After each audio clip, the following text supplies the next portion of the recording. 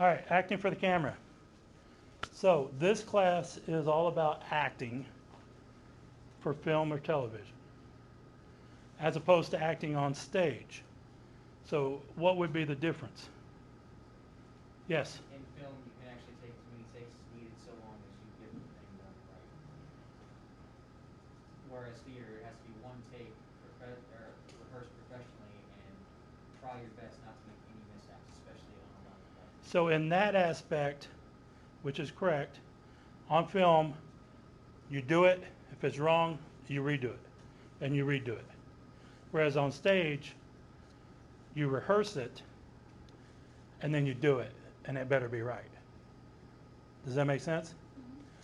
The thing is, it's exactly the same process. The difference is you're rehearsing without an audience on stage to do your retakes or your rehearsals, right?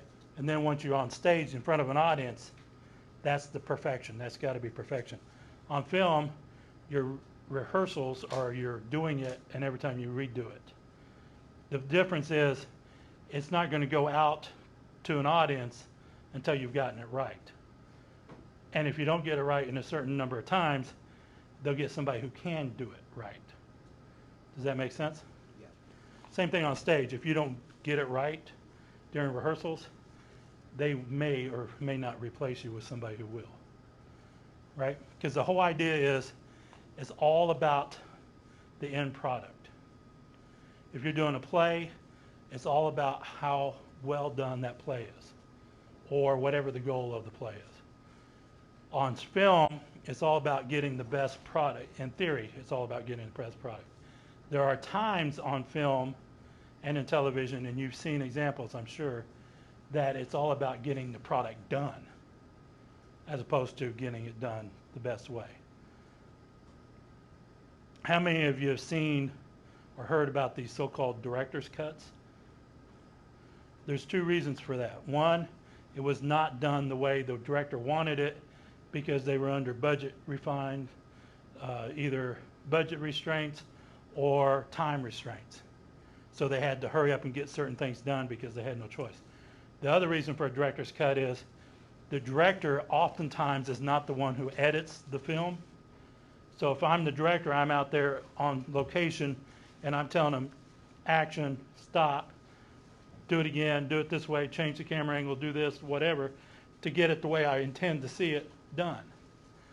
Once that's done, all that footage, even the ones I didn't necessarily like, go to an editor, a video editor, who then takes the pieces they like and makes it a cohesive story, in theory. And that's one reason, like for right now, one of the big ones is the Zack Snyder's Justice League cut is supposed to be brilliant. Well, part of the reason why that's different is because he was replaced by Joss Whedon as the director somewhere during the process. So it was rewritten and changed. Which Josh Whedon is actually the director of the first Avengers in the second one. But he also directed Justice League. Do Justice League since Zack Snyder could be because of medical reasons because of his family. Right, he was replaced somewhere during the time. Yeah. So he had no choice but. So Zack Snyder's version of the Justice League didn't actually, well, it has happened, supposedly now or will be soon. But the version that went out to the audience is not the version he wanted, because it was majorly rewritten and reworked, scenes redone and such. And that's not uncommon. I mean, as a director, you hire me for what I'm going to do as a director, what I'm known for. And Joss Whedon is known for a certain style and a certain. Well, he's known for a lot of things, but he's known for a certain style. Avengers. Yeah. He's done all kinds of stuff. So anyway, that's commonplace on film. So for acting for us, since this is acting for the film or acting for the camera, that's what we're going to be doing, is acting with a camera in front of us. Okay? The problem we're going to have is this stuff. Because of the COVID and because of where we're at in our stage 2 of the government's determining that we have to have certain regulations going on, certain things, restrictions, we're restricted at this point on what we can do. When we act out a scene, we gotta stay 6 feet apart, at least. We have to wear the mask. I am working on an idea that I think is brilliant, and we'll find out whether administration goes for it or not. But if it works, it'll allow us to do a little bit more than that. Now, that being said, when you film yourself at home, you don't have to wear the mask. So your scenes, any scene that you want that you don't want the mask in, you can do that at home. Does that make sense? It's just when we're together, we have to do what we have to do. So when we do things in here, we have to wear the mask until they tell us we can take them off. Make sense for everybody? Now, if you know anything about acting, anybody had any acting experience? Where at? I know yours. Where do you have acting experience? None? High school? High school? High school. I've done some stuff at the regional theater. I auditioned for a national tour. So Cape Fear Regional? Yeah, I've done stuff at Cape Fear Regional. Okay. The theater in Sanford. Sanford, the Temple? The Temple Theater, yeah. I've done a little bit of TikTok. TikTok? All right. Same thing? Oh, Baffle? So, if you know anything about acting, you know that a good actor spits when they speak. And that is true. So you definitely don't want that right now with the way things are. So that's okay. Because of this being an acting class, we are not as concerned with the final product in the technology side of things as we would be. Does that mean, in other words, we're not going to create a full feature film kind of thing. We are working on creating scenes that the acting side is the part that we're concentrating on. That being said, how many of you are interested in directing or videography or any of that kind of stuff? Just one? Nobody likes to run a camera? Oh, wow, okay.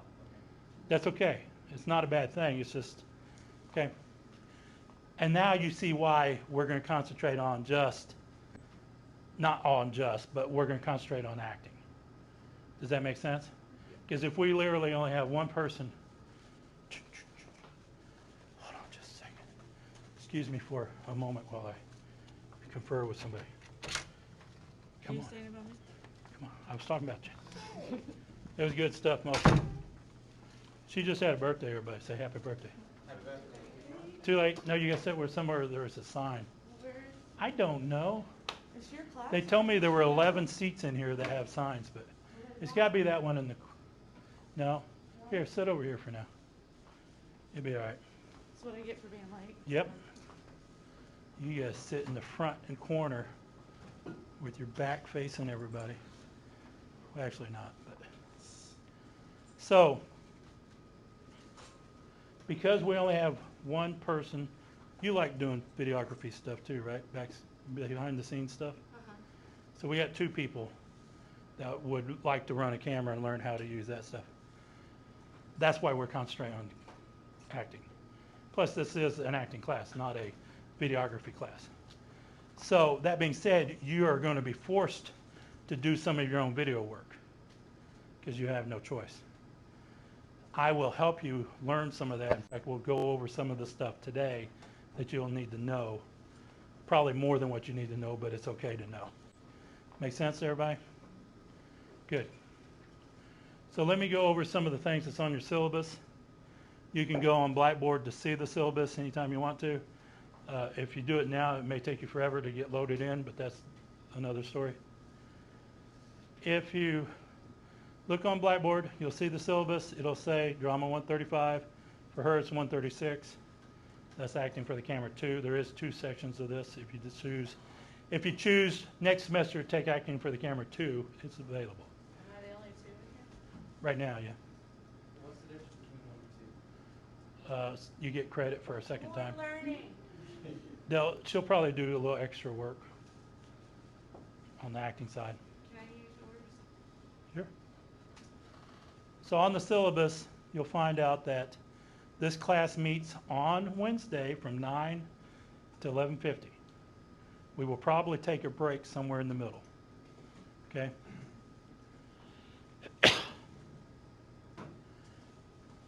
Theoretically, we would have met on this day and on Friday morning, but we were asked to put everything on one day a week, so that's what we did. But that's okay. On Friday morning, I will probably go into Blackboard Collaborate and record a lecture.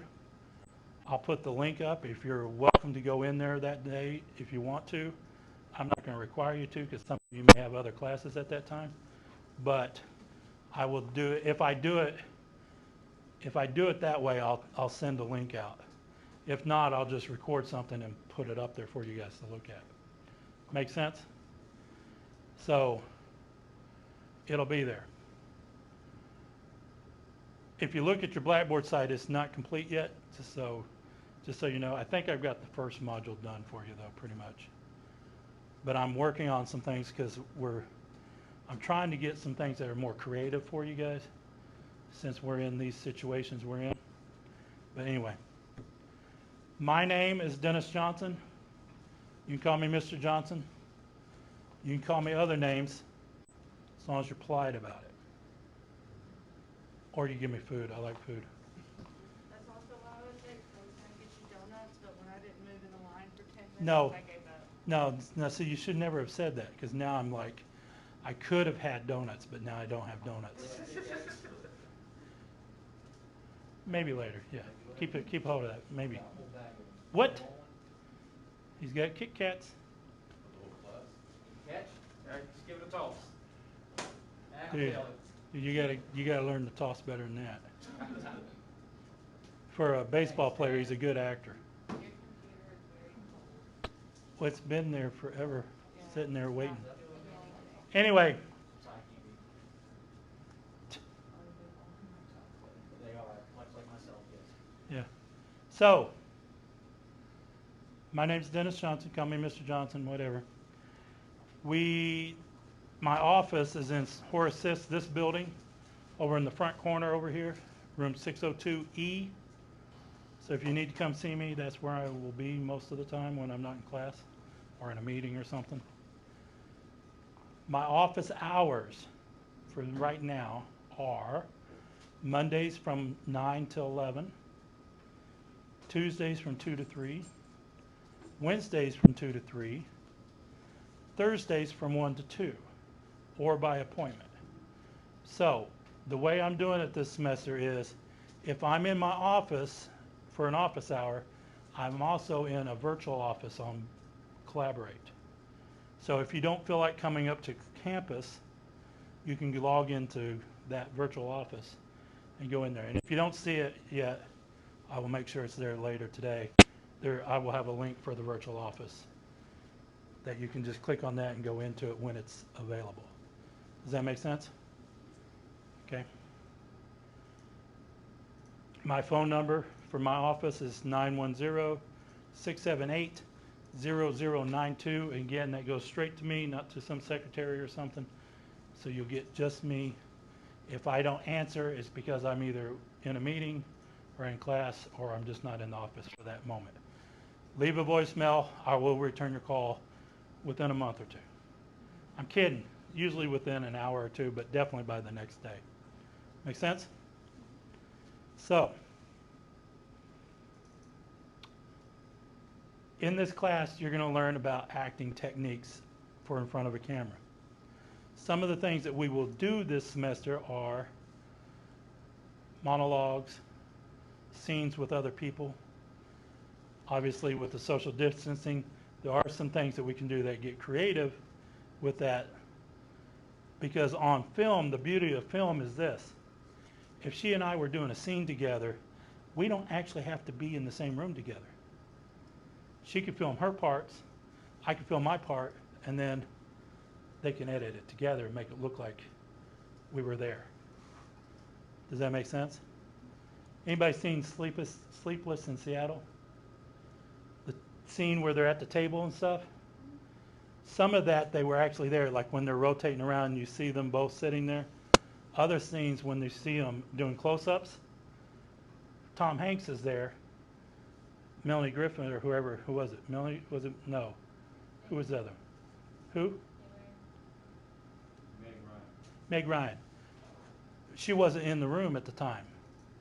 And then when she was there doing her close-ups, he wasn't there necessarily. Does that make sense? So there's things they can do. Do you have a question? Yeah, so I'm checking out like our blackboard and stuff right now, with modules and stuff, because, trying to look at the syllabus. And I told you the modules aren't all there yet. Okay, I was just gonna ask when they would be. Do you see a module?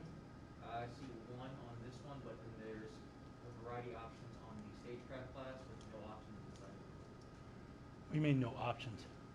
Take for example the orientation assignment. We don't do that one. Okay. This is something they stick on all the shells. Okay. Module one's all you got to worry about right now. We won't have more than 8 modules. Okay. Yeah, module one's pretty much set up, ready to go, because that's the one we're in now. I'll have module 2 up before we get to it. Okay? Your syllabus actually isn't up there yet. Fooled you. I'm telling you what's on there. Do you see it? No, I. You were looking? Oh, Yeah. I'm gonna do headshots this semester. Good luck. We'll see what we can do. But some of the things we'll do is we'll do monologues, we'll do scenes. I have some things we call elliptical scenes, which is just some generic dialogue, about 10 or 12 lines that you memorize, and then you come perform them in front of everybody with other people. So like you would memorize the whole scene, both parts, and she'd memorize both parts of the whole scene. And then they come in, I say, you're A and you're B, and then you just go at it based on whatever scenario I give you. I don't know how well we'll do those because, again, we got that 6-foot social rule and the mask. So we'll figure out. Maybe that'd be cool. We can do the COVID edition of it. Yeah. Social distancing. Anyway, that's some of the things. We'll do voiceovers. So you'll learn how to work with your voice. We will do possibly like a news broadcast or two. So some of you acting as anchors, some are the weather people, sports, whatever else, and we'll put together a fake news thing. Or we either do a fake news, or as things happen, if we're still doing things on campus, I'll get stuff that's going on campus from the media people so that we can do a news broadcast about our campus. Okay? So we'll figure all that out too. And then there'll be some other different various things that we'll end up doing that'll be kind of cool and or different. Now, I'm saying this because there is a chance, I'm hoping it won't happen, but there is a chance that we may end up totally back online. Okay? If things don't increase, the numbers don't decrease, and other things don't change in society as a whole, then there is a chance that they'll push us back online. UNC Chapel Hill, as of today, is back fully online. Notre Dame is back totally online. They started their first week or two face-to-face, but now they're back online. So I would not be surprised if that doesn't happen more and more. And we may get caught into that. I don't know. I'm hoping we're not, because I'd rather have us face-to-face as much as possible. But just be aware that is a possibility. We're ready to go online, and you'll be able to do what you need to do online. That being said, there are certain things you're required to have for this class. There is no textbook for this class, but there are a couple of things I'm requiring you to have. Are you ready for this? You must have one of these, an SD card,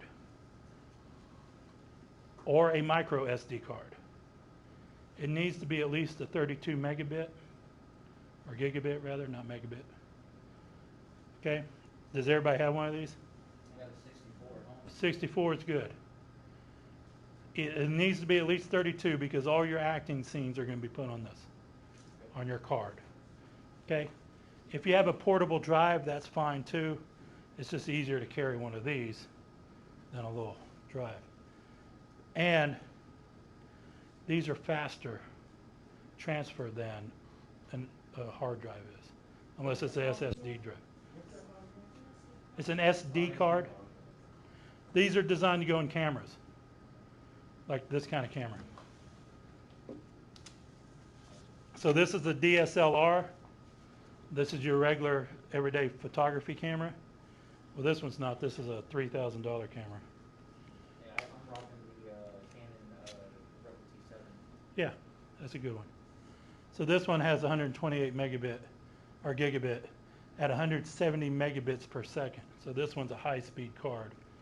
You need something that's at least 32 gigabytes, so it holds a lot of film, and it needs to be at least around 90 megabits or faster, because that way it transfers faster. Because one of the things you're going to find out if you ever work with film is it's a slow process. You have a 2-minute video and you try to upload it to YouTube, it could take, depending on your internet speed, it could take hours, or it could take 5 minutes. You see what I'm saying? But it takes YouTube a little while to process, a little bit more than that to process. If it's a longer video, it takes that much longer. And guess what? In the spring, when everybody was doing everything online, I didn't care how fast your internet speed was, things were taking a lot faster because everybody was trying to upload stuff.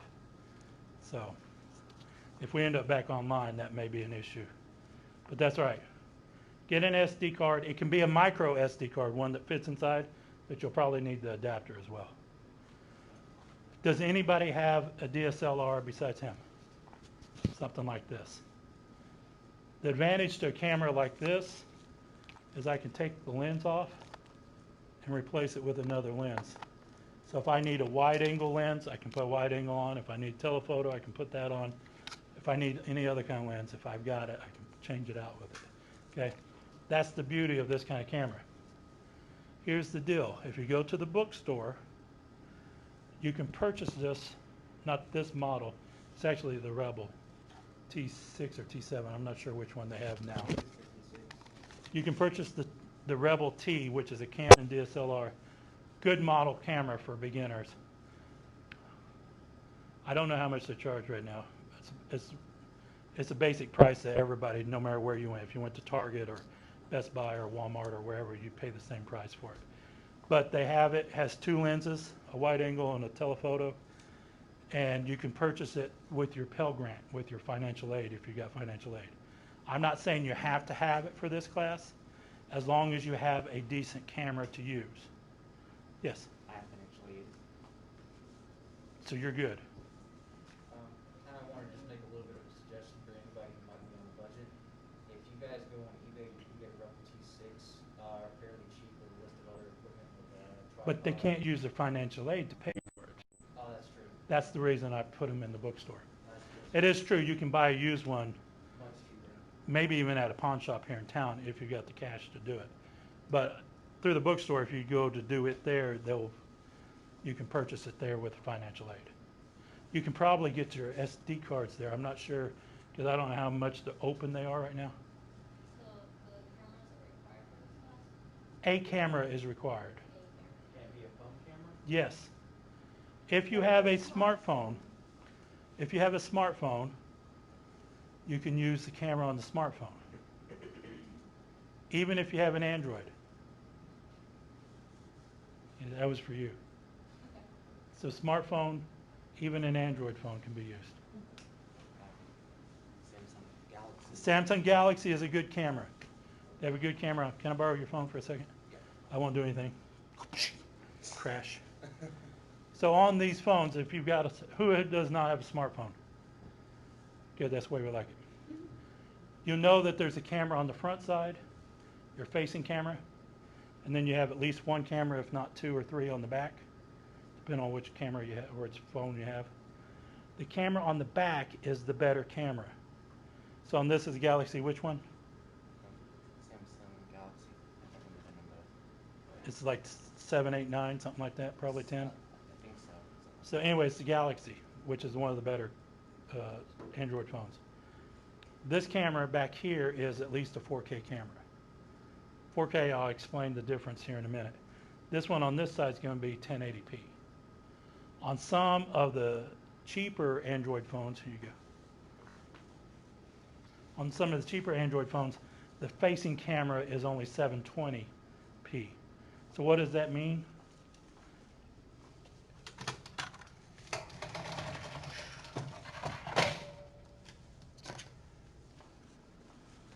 Excuse me as I make room. So, if you look at a camera, when you look at film, film is measured like this. The distance across here and the distance up here. Does that make sense? Width and height. So if it's a regular television back in the old days, when television more or less first started, up until the 80s,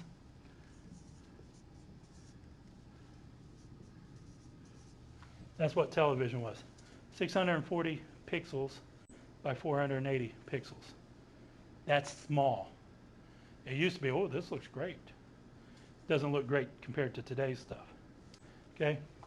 Then it changed to 720 by 480. Then this increased to something like 720 by maybe 640. I don't remember exactly what the second one, because it didn't last long. Okay? Now they have 1080.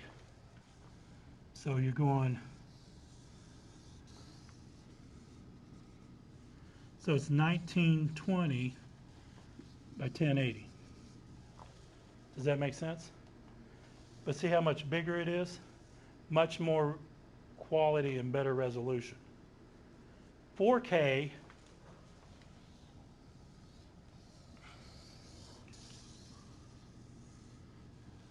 is somewhere 3,000 something, it's almost 4,000 by almost 3,000 or something. The numbers are irrelevant at that point. They're big.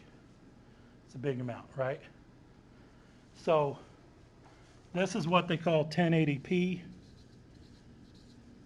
This is 4K. There are also versions that are 2.7K, or now there's 8K and 12K. 12K is ginormous. Okay, 12K is kind of like as close as you can get to actual film, motion picture film that was made for the big screens as you can get right now. But does that make sense to everybody?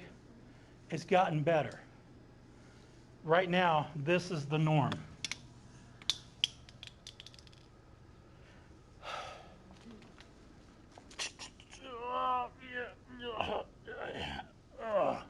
When you get old, you make noise. You need some yogurt. I don't need no yogurt. 1080p is the normal. That's the standard for even today. You will find a lot of 4K videos on YouTube and stuff now, because that's becoming the standard. It is still not there yet. The problem with 4K is even if you have a high-speed computer, it still takes a lot of time to edit and render a 4K video, even a short video. Okay? So just be aware. You'll still see this somewhere every once in a while, but it's less common today as it was a while back.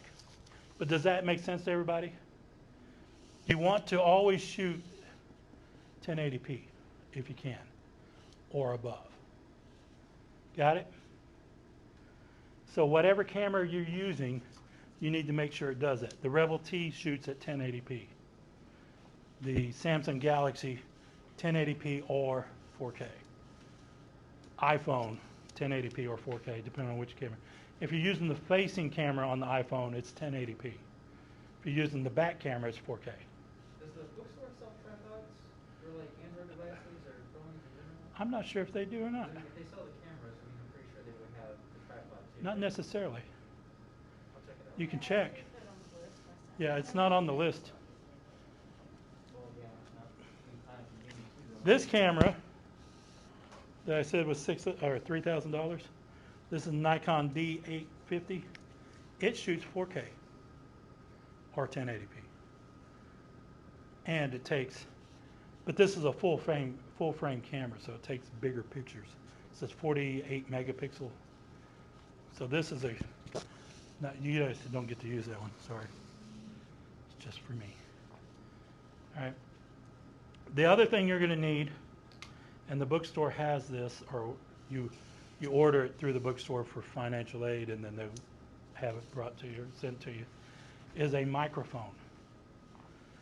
Now, the one I wanted was a multi-purpose microphone, but they couldn't find a vendor that they use that has it.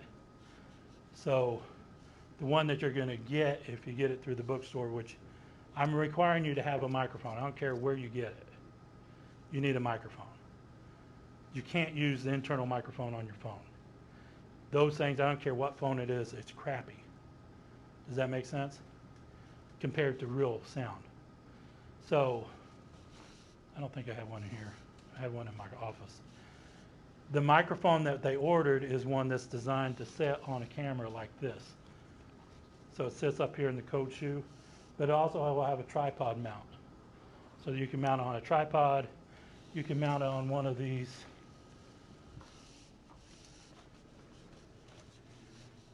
Again, I don't have it out here. If you have a microphone boom pole, which we have a couple here, they could be mounted on those, depending on if you got the right adapter or whatever. But it's designed to plug into this. So on most of these DSLRs, you'll have a microphone input that looks very much like on a computer or on a cell phone. So you can mount that microphone into. So that being said, it's designed for something like this. If you were to go to use it on your cell phone, you're going to need an adapter. Here's why. If you look at, I get to draw again. So it uses what they call a 1/4 inch or 1/8 inch jack, which looks something like this, right?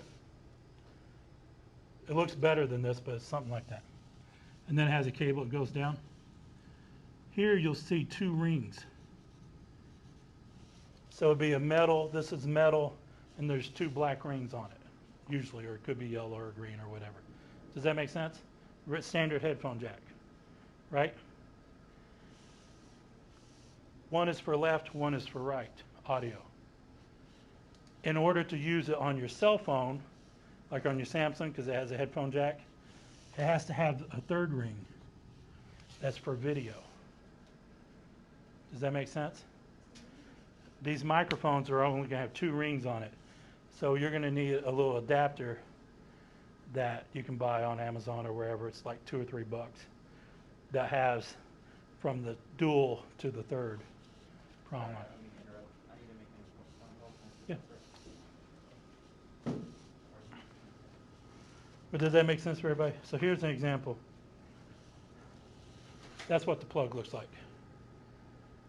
See how it has 3 rings on it? So this one is for audio or video. Make sense?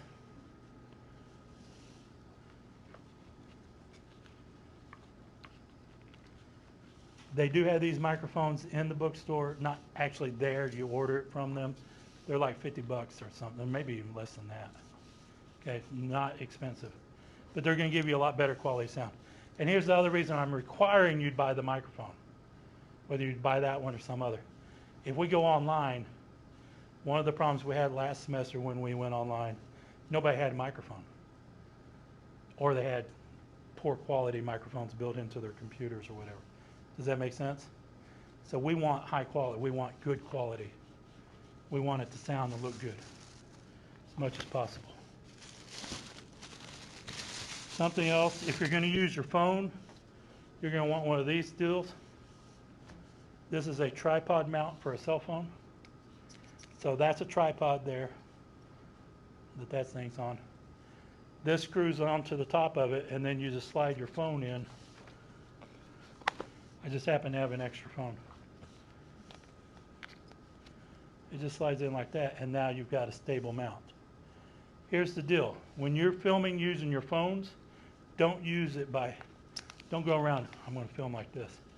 You get shaky footage when you do that. I don't care how good you are. I don't care how stable you are. I'm pretty good at holding the phone, but I still get shaky footage when I do it. Whereas if I set it on a tripod and I just leave it sitting there, it's not going to be shaky. Does that make sense to everybody? So you can buy one of these. If you go to Walmart, or don't go to Best Buy, it's more expensive. If you go Walmart to the electronics section and buy a selfie stick, they have these at the top. They just unscrew, screw it into a tripod. Make sense? So I recommend you get one of these. What's that called again? It's a cell phone adapter. You can buy them on Amazon too. Probably fairly cheap. Or a selfie stick. You just don't need the stick part of it. Now, if that selfie stick has a tripod mount at the bottom of the stick, that's good too, because you can just mount the whole thing on there. Okay. Now, be careful when you buy a selfie stick, because some of them, the adapters don't unscrew. They're attached permanently. They just allow you to bend them back and forth. Make sense to everybody? If you have a camera like this, get this out for you to see it. This is a little camcorder. Good grief. Now I gotta put it back the way it was.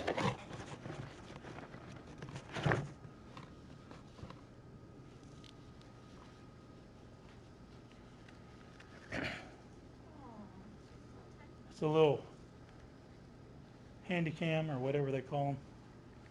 So this one, you can use this to record, and it does have a tripod mount, so you can mount it on a tripod.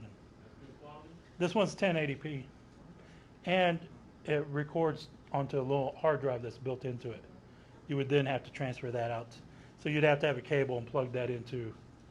You can buy one of these probably at Best Buy for $150, $200 on up, depending on the quality of the camera.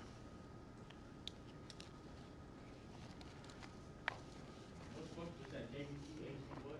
This is JVC HD EVERIO, Vero.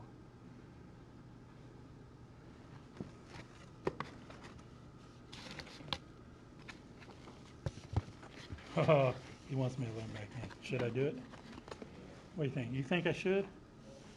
All right, I'm blaming you guys for this. Sorry about that. It's all right.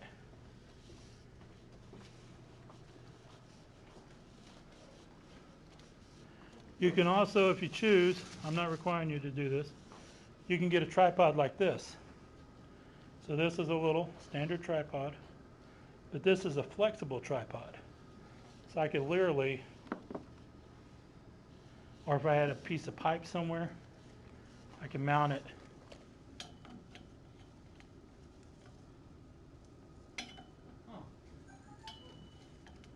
So it allows you to put them in places, a camera in a place that you normally wouldn't be able to get a cool angle or something. I mean, but with the way that the camera was, why is it better on a? It depends on the camera. If you're using a phone, no big deal. Okay, I would not put this camera on this one. yeah. But they do have flexible tripods that are made for heavier cameras. They're just going to be more expensive. This is like maybe $10, $15, which a standard tripod is going to cost you at least $15 on up. This is something else, not required, but this thing is great. So what this is a video audio recorder. It doesn't record video, it just records audio, but it's designed for film purposes. It does, doesn't it? We used it as a walkie-talkie for somebody once in a piece. We've used it as a taser in a piece too, I think. You know, for somebody who doesn't know what that is, you could probably scare the crap out of them. Oh yeah, You know, no doubt. like, oh, I can't myself. So what's cool about this is, I don't know if it's charged, It just uses AA batteries. It also, I think I've got the power adapter for it. So it turns on, it's ready to go. And it uses an SD card, just like I told you guys to get. And this is actually a micro SD card. So there's the card. And since this is only recording audio, you don't need a big card. This is like an 8 gigabyte. And that'll hold hours of audio. So what it does is you put the SD card in. It has 2 microphones built in. So I can start recording audio right now. All I gotta do is press record. It's recording whatever I'm doing. Actually, you gotta do it twice. Now it's recording whatever I want to say. Okay? Play it back over that? You can, but it's not very great volume. But you can plug in headphones and listen to it. So the cool thing about it is, in a up close thing, so if you wanted to use this for personal audio recording, you could just go around and do this. You can also turn those outward, and now in a larger room, record sound. Make sense?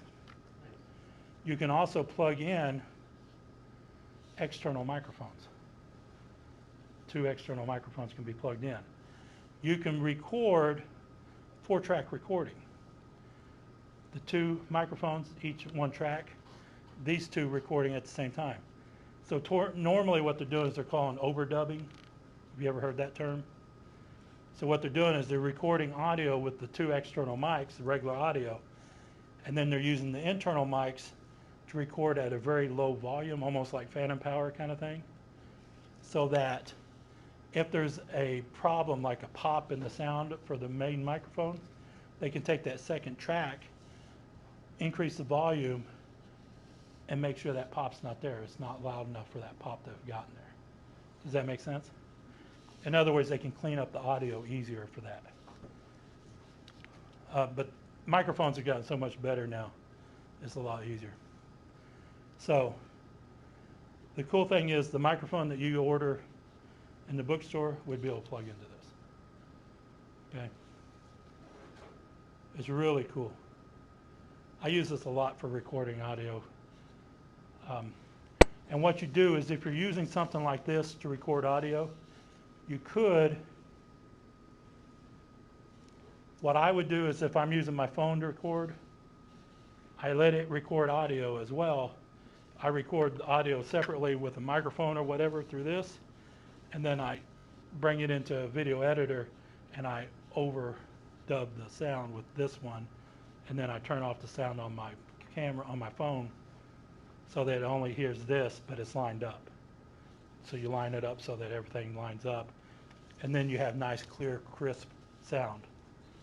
Because what would happen right now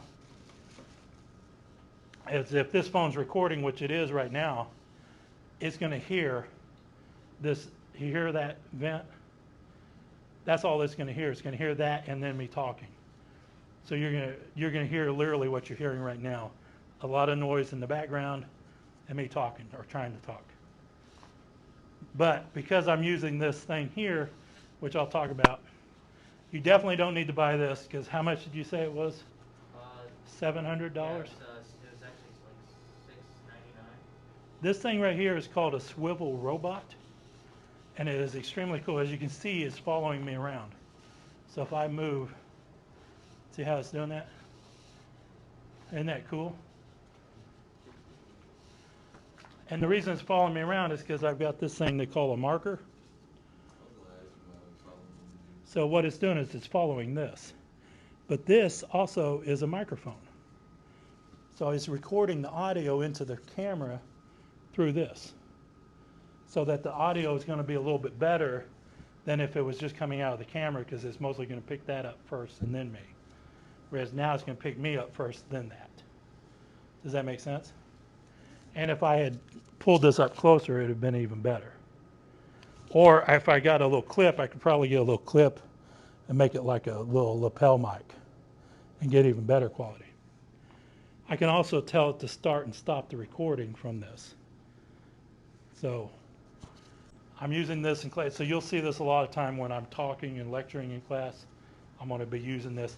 And then afterwards, I'll upload this to Blackboard. So if you miss anything in class that I say, it'll get put up there later, okay? But this is a cool device because it's great for this kind of purpose. It's also great for a scene. So if you're acting a scene and you want to like walk around, because guess what? It's going to be steady. See that? As long as I don't run, it'll stay with me. If I'm running, it's going to have trouble keeping up with me. If I turn my back, then it can't get the marker. It may or may not. Is it following me? Yeah. It's doing better than it did the other day in class. But you see what I'm saying? It works pretty well for that kind of Do you thing. think lighting has anything to do with the signal that it receives? It could be. Better lighting in here than in the auditorium. Yep. So that could be. And obviously as I get closer, then it's going to start wanting to go up and down, up and down. See? So that wouldn't do any good. But there are other devices. I love my technology. Yes, gimbal. This is a DJI Osmo gimbal. And what this is, let me get it situated correctly.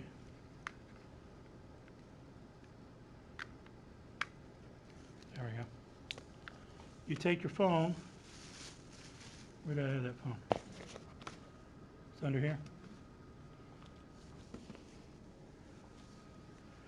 Take your phone and you mount it in here.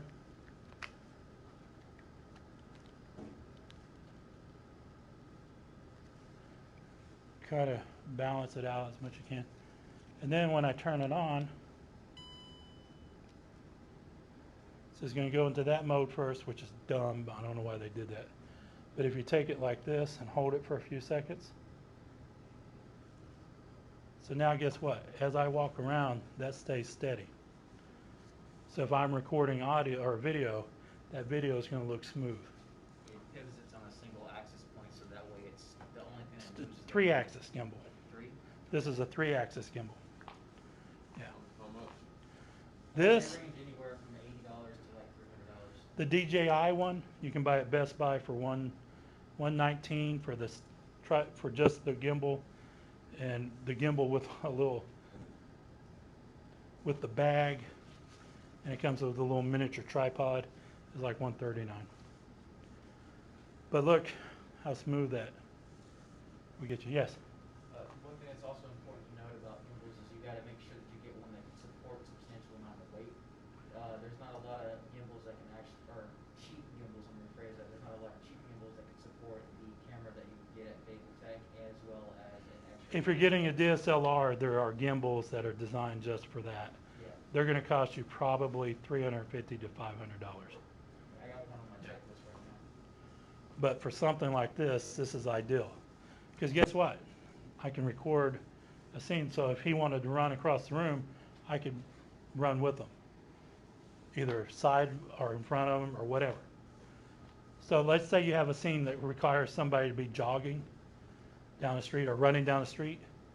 So you get them ready, get them in the point where they're at. You get in the back of a truck holding this, and you stay ahead of them. You have to make sure you pace it out a couple of times so you know what the pace of the runner is, so your truck matches the pace. You've got great footage. You see what I'm saying? So it works out really good. But I can also flip the camera, so now if I need to do a scene that makes it look like I'm walking and talking to myself, I could do that. So, good stuff here. I can also show you some technical things some apps that'll allow you to control the gimbal and your camera on your phone at the same time, and even multiple gimbals and multiple cameras at the same time, and you can switch them between them. Some cool stuff that you can do now. You guys got it good. Back when I was a kid, we didn't have any of that good stuff. Not like that anyway.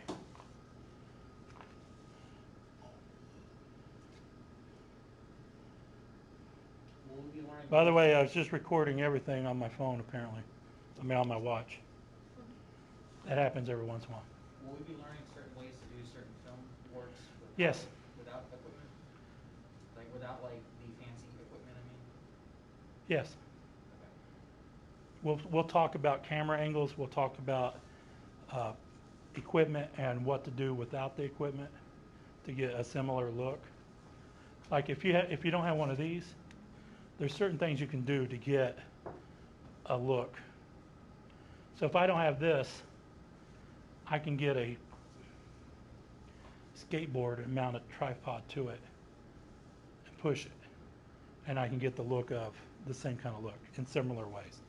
Obviously there's some restrictions you can do with that, because you can't, if you're on a skateboard, it's only going to go in a straight line, more or less, unless your camera's off balance, then it'll turn it one way or the other, right? But where you're walking with a gimbal, then you can go anyway, zigzag, do whatever you need to. Okay? There's all kinds of cool equipment out there.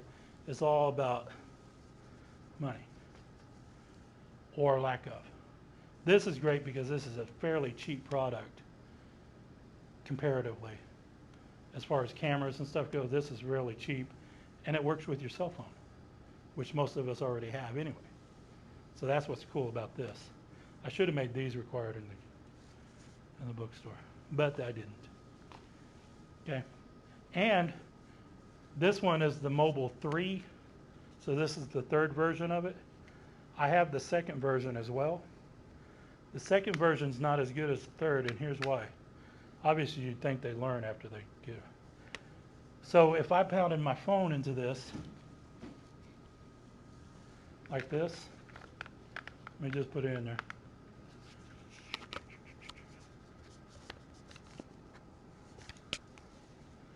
You can see that the PowerPoint does not get interrupted by the gimbal, right?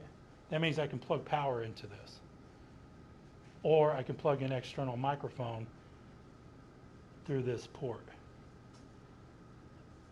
Make sense? The old one, the Mobile 1 and the Mobile 2, you could not do it because this bar sat right here and blocked that PowerPoint. So you're not able to plug anything in. The cool thing is I can do that. By the way, this will run for at least 90 minutes straight, which is a long time for filming purposes. It may not seem like a long time, but non-stop recording, that's a long time.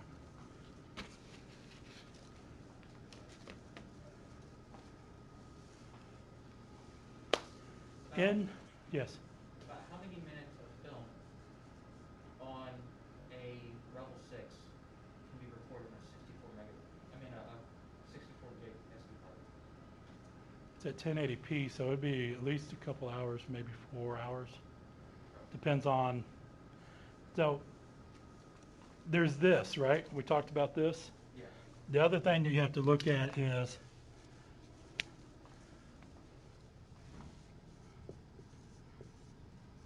FPS, frames per second. So standard film, if you watch a movie, motion picture, it's 24 frames per second. That's the standard. That means for every second of film, there's 24 still images. Does that make sense? So it's like taking 24 photos and putting them, lining them up together within 1 second. Got it? So that when you see it, so when you see 1 second of film, you've actually seen 24 photos synchronously, linearly. Does that make sense to everybody? Nowadays, the standard for most things, non-film wise, but for non-video wise, whatever, is 30 frames per second. Then if you want smoother looking film, you can do 60 frames per second. If you want to do, you can go 120 frames per second and 240 frames per second. There may be cameras that go beyond that, but that's more or less the high one. Now at 240 frames per second, this is usually what they record for your fast-moving, the high-speed film. Like when you fast forward, That's kind of what that is. So that when it's moving fast, when it has 240 frames per second, it looks better. It's like, remember when you'd fast forward an old film on a VHS tape or something? It looked all raggedy as it's moving fast. It's like hard to see what the images look like and all that. Whereas with 240 frames per second, moving that fast, it still looks smooth, and you can still see what the images are. Make sense? You can also use this for slow speed. It actually takes less frames, but that stop motion and that slow motion stuff, that's just using fewer frames than this. Does that make sense? Stop motion is really cool because it's like if I was walking towards the camera, you wouldn't see me just walking like this. You'd see this, then you'd see this. You don't see what happens in between. It's almost like I'm bouncing towards the camera. Stop motion. It's a really cool effect for certain things. Okay. Did that answer anybody? Whose question was that? All right, I answered something. I don't know if it was somebody's question or not. If not, I just told you something that was good. Frames per second is important. So yeah, it had to do with your. Yeah. So your frames per second 'Cause, could affect how much film. Because I believe the Rebel T7 is like 24 megapixels. I could be wrong on that. I'm gonna have to double check. Yeah, but the 24 megapixels is for still images. Well, I know, but 1080p is what matters on the video side. Okay. Yeah. I'd still say it's up to 4 hours. Now here's what you're going to find out. On the Android phone, I don't care which Android phone it is, on the Canon, on the Nikon cameras, you are not going to be able to record a scene that's more than 20 minutes long in one take.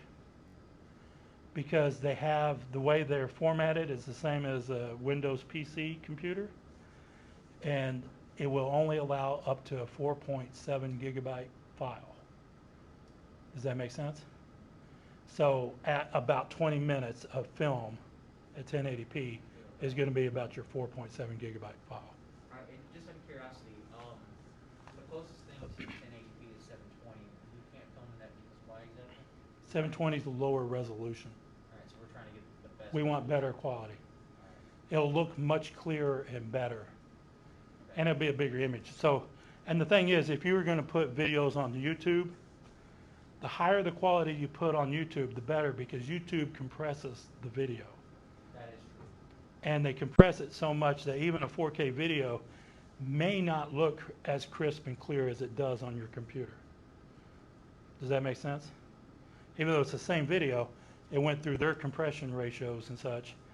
And because the idea is they're putting on their server, they want the highest quality at the lowest file size as possible, because it's on their servers, stored on their servers.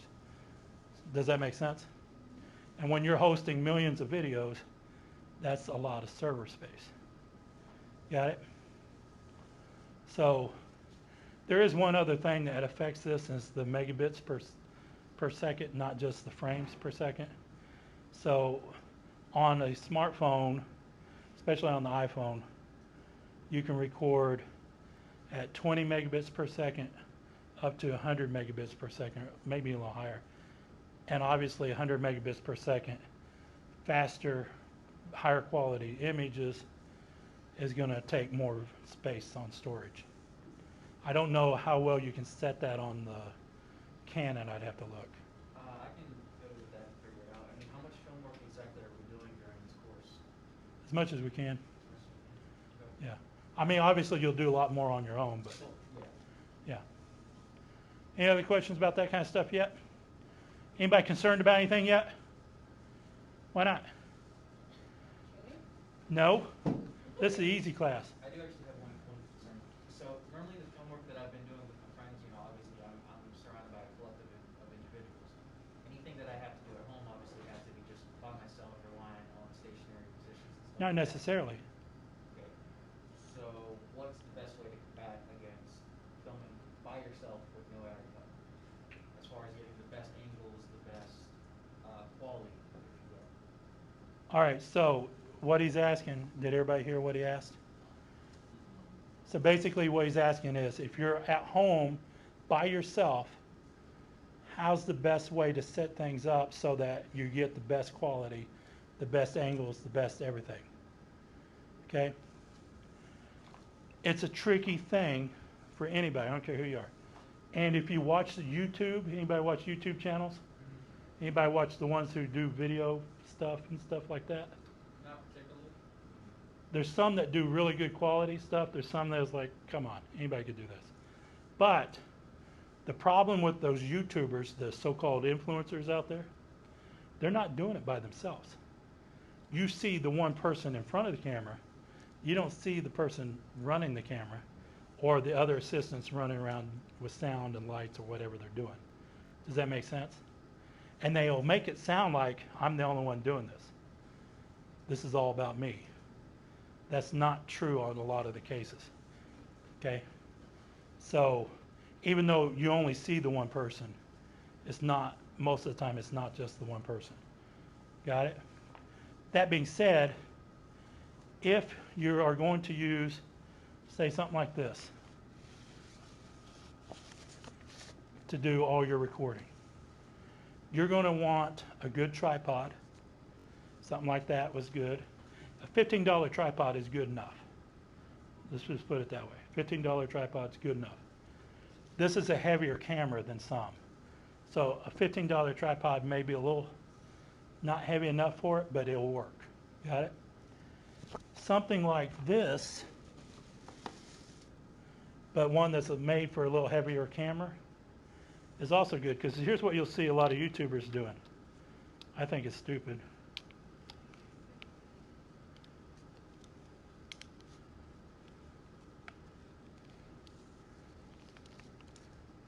This is 90% of the YouTubers on their setup. They're using a flexible tripod like this in a curved position like this so that they can hold the camera out away from them like this. For the scenes that they want it to look like they're talking to the camera, talking to the audience, right? Hey, I was just up at the whatever and this is what happened. See what I'm saying? Here's the problem with this, as we already kind of discussed earlier. If I sit this down, see what's happening? As I put weight on it, this tripod's not heavy enough for this. So oftentimes on the YouTube channels, you'll see this camera, you'll see a scene where they're maybe doing like a time lapse, or you see camera set at an angle like this and people walking by, then all of a sudden you see the camera do this, and then they'll play it off like, oh, the camera fell or something. It's because they have it on a stupid tripod like this. It's not heavy enough for it. It's great for doing this because that's going to stay there like this. And it helps you get a little bit steadier footage doing that. It's not as good as a gimbal, but it does work. But when it's stand like somewhere, you definitely need like a small camera or a phone or like a phone. Yeah, that's better off. Yeah. This is great if you're mounting your phone to it to get it. But here's what they'll do. They'll use this camera for everything they can because then all their film matches up. Same settings, same everything. They don't have to do anything in post, but cut and put it together and it's done. If I use film from this and then I use film from my phone, I've got to make them match. The color process, all that stuff has to match. Whereas if it's all from the same camera, it's already matching. Does that make sense? So that's what they're doing. But yeah, this is how they do it. I wouldn't recommend this as much because it's, even then you can see that that thing's not real steady. Yeah. Because what they're going to do is they're going to go back and use stabilization to I mean, you'd stabilize. be better off with the next 90 Pro. It's just Yeah. counterbalance with weight. Yeah. But anyway, what I would do is get a standard tripod like that. It's not one of these. Mount the camera. And let's say I wanted to do a scene where I'm just walking across in front of the camera. And that's all that one scene is. Then I would mount my camera like I have here on this tripod. Unlike this one that's rotating with me because of this, the camera would just face straight, and then I literally make sure I'm out of frame and walk across so that you get that look of me walking across. And then that's what I got. So then I can put that in there. Usually in a scene like that, you're going to see them either walking across a street or something, so you see them like on the other side of the street walking across the street, and it looks like the camera was there on purpose for them without being noticeable. You see what I'm saying? Almost like it was not meant to be, but it was there. Wow. Yeah. Just put it on a tripod. If it's on a tripod, you're good to go. But yeah, you know what I'm saying? If it wasn't, you won't get much good footage just sitting there. Yeah. Well, you're going to waste footage, but today you're not Yeah. because it's all on digital. Back in the old days, when it was film and it was actually strips of film, you didn't want to waste film because that costs a lot of money. Now that everything goes on the SD card, it's not wasting any money. It's no much better. So if I want to walk across the street, I can make it look like, and then I can change the camera, set it down low on the ground, and then you see me walking towards the camera, and I walk past the camera so that it sees my feet going across. And then maybe the next scene, you see me walking up to the camera. Hey, guess what, guys? This is what. So it looks like I'm leading us somewhere to tell us about something. See what I'm saying? I'm telling a story in 3 little short scenes. They really doesn't tell a story, but it's leading up to us telling a story. I walked all the way across the street and downtown to tell you this at this location. And then I might show you the location for whatever reason. Does that make sense? So I've just told a story without having to do a whole lot of work.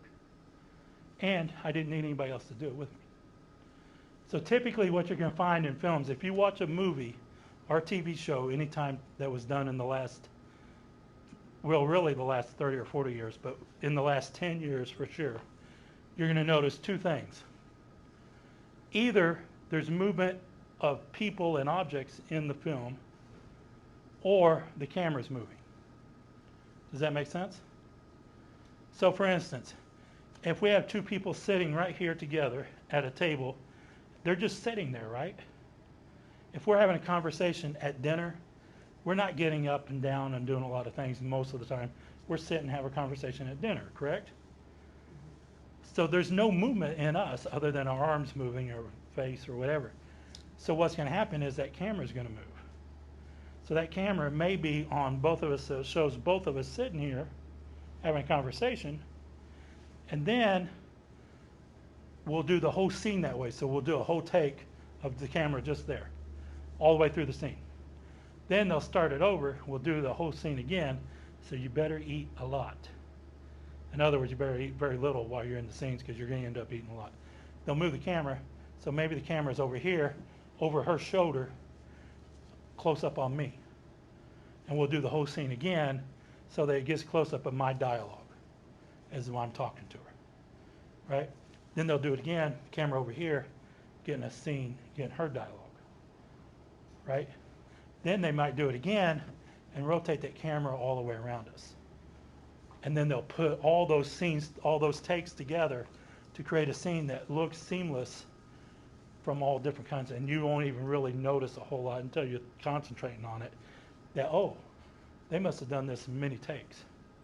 Now, there is a way to do it so that you can do at least 3 of those takes all at one time if you have 3 cameras. Alright, so let's say we're doing a particular scene with dialogue, right?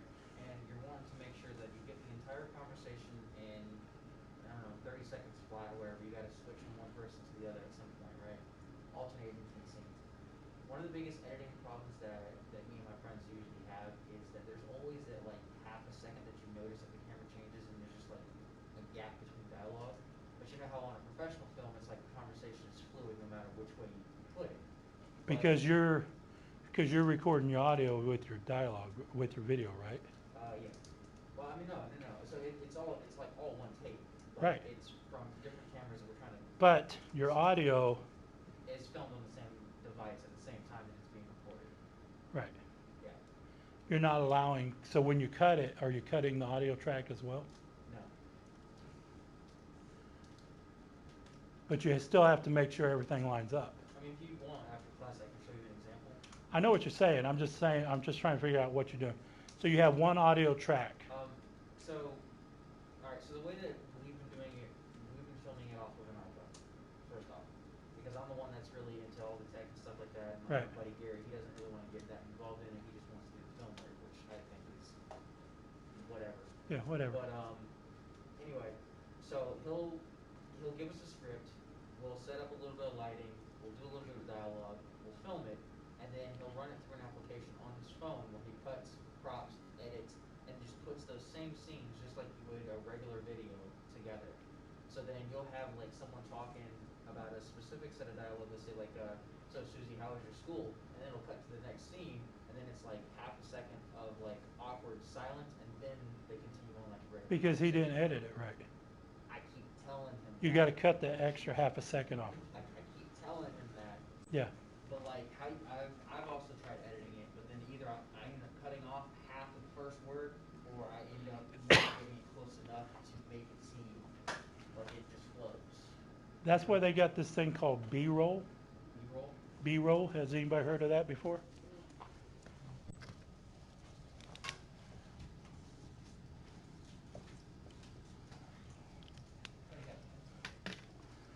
B-roll is footage that you shoot to fill in gaps. Does that make sense? The B-roll for a scene like what he's talking about would be something that ties into what they're talking about. So if you're talking about, again, let's take our little example of two people sitting at a table talking. We're having a conversation. That conversation is being recorded so that sounds like one long conversation. Whether it was multiple takes and put together or whatever, it's got to sound fluid. That's the idea, right? And we want each cut of the film to look fluid and match. If you're having issues like what you're talking about, this is where B-roll would work. So I'm going to use the film of us, both of us sitting here. That's going to be one of our main camera things. The one with her over her shoulder looking at me, that's close up. One of me over my shoulder looking at her close up. Those are our 3 camera angles that we're going to keep bouncing back and forth throughout the show, throughout the scene. That camera that I have rotating around me, that's our B-roll. Anytime during the scene, I can cut to that B-roll to make things look fluid. So if there's half a second of silence, the camera's still moving. And it just takes away from the distraction. It doesn't distract because it's moving on what we're doing. It's us. And again, when you're having conversations with people, there's going to be silence. You just don't want that silence to be very long on film, technically. Does that make sense? So that would be one way to solve that problem. The only other way is to cut it at the exact, and that's sometimes trickier. Yeah. So, does that make sense to everybody? It'll make more sense as we get going and we start doing more actual filming stuff, and you'll see some of this. There's a lot to putting a film together. There really is. The other thing you got to worry about is if you're shooting in different locations, but it's all one continuous scene, you got to make sure that the sound doesn't sound weird. Like this thing here, if all of a sudden I'm in a scene and I don't hear that, and then it cuts to another scene, now it's there, it's like, whoa, where'd that sound come from? There needs to be some kind of way to transition in, whether that noise itself is recorded for a few seconds, and then it's faded up into, as we go into the next scene, you hear it a little bit before and it starts to move in. You see what I'm saying? We've tricked the audience into thinking that this is one continuous thing, even though we're in a whole nother scene, in another location. And we just made that sound become less noticeable. Does that make sense? Now, normally, I would want to cut that sound as best I can. We cannot have them turn this off because it throws all the air conditioners and stuff off. So it won't get turned off. There's things we could do to dampen that sound. Put some carpet or some curtains or something across there between it and the camera, and that'll help. There's other kind of things that we can do, but Technically, I could record a few seconds of just that sound and go into the computer and cut that sound out of all the recordings. The only problem is if that sound is very similar to anybody's voice, that's when you start getting that robot sounding voice, because you're cutting part of your voice out of there. So it gets tricky there too. Any questions? Any concerns? Anybody want to take a break real quick? So what we kind of maximum like you like recommend if I'm using this for like recording? So what was your question? If you want to use that, that's fine. Microphone would you recommend if I'm like recording on this? How to do it? What kind of microphone would you recommend? Oh, just anything that can plug into it. Oh, so like if I was using, now I was looking around here like I like my phone the same thing. It depends on what you're trying to do. So something like this would be for one person to wear, Yeah. and then the other end plugs in. Or you could have a mic like this, which is aimed at whoever's, whoever's talking. yeah. So it really just depends. Most of the time, the boom mic, this mic like this, would be the one to go with because you can aim it towards whoever's talking. Let's say you can get the kind of stuff like at the bookstore. The bookstore will be something similar to that, Okay. yeah. Probably a little bigger than that though. What about like that? What do you think they sell like tripods there? I don't think they have the tripods there. I'd have to check.